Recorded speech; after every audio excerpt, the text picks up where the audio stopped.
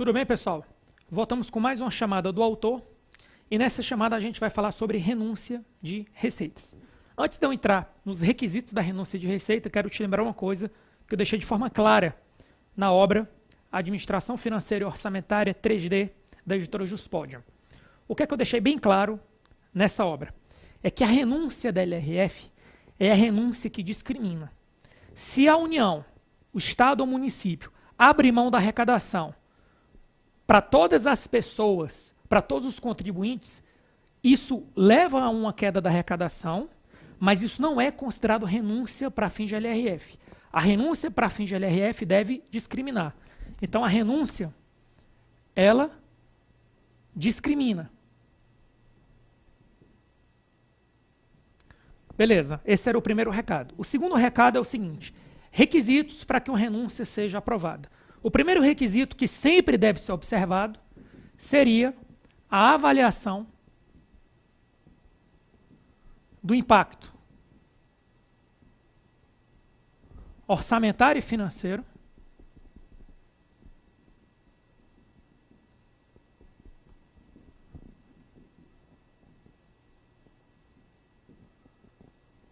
para o exercício de referência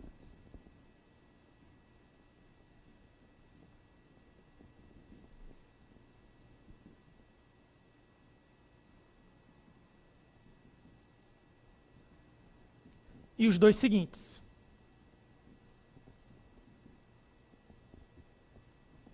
Além disso, tem um maisinho aqui, essa renúncia tem que estar compatível com as regras da LDO.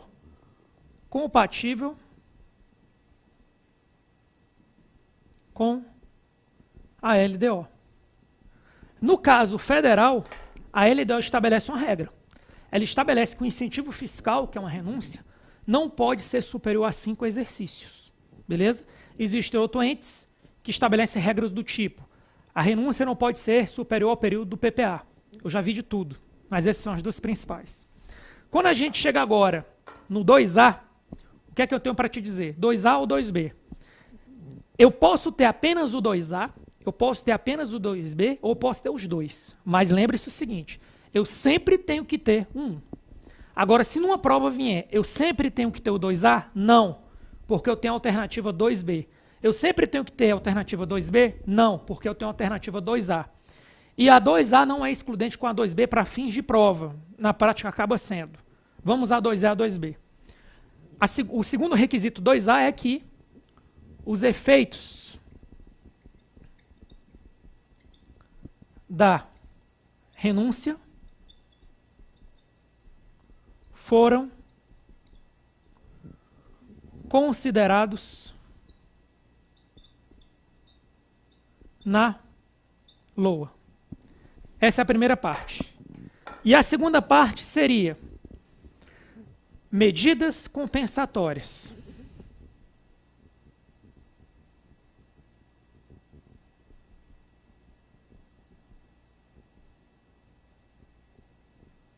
Medidas compensatórias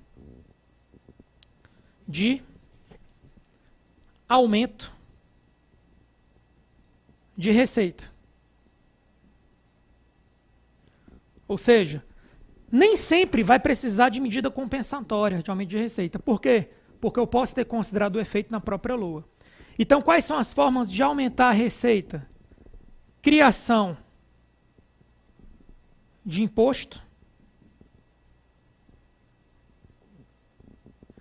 aumento de alíquota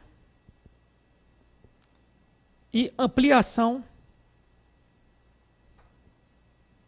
da base de cálculo.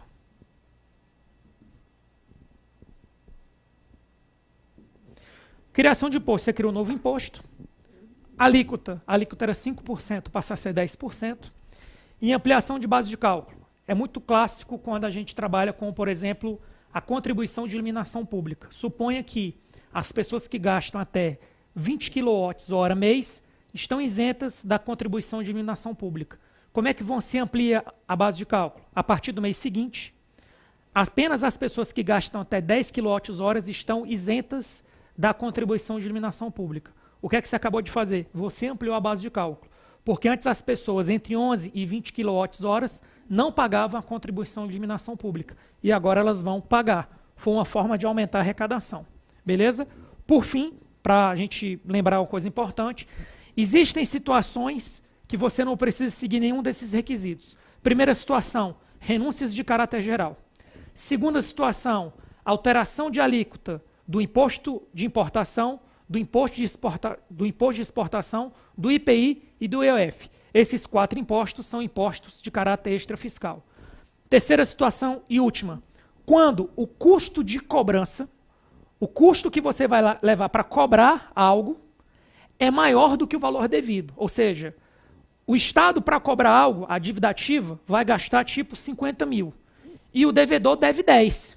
É melhor não cobrar isso. Então, se a União, de uma hora para outra, resolver perdoar as pessoas que devem 10 mil reais, não tem problema nenhum.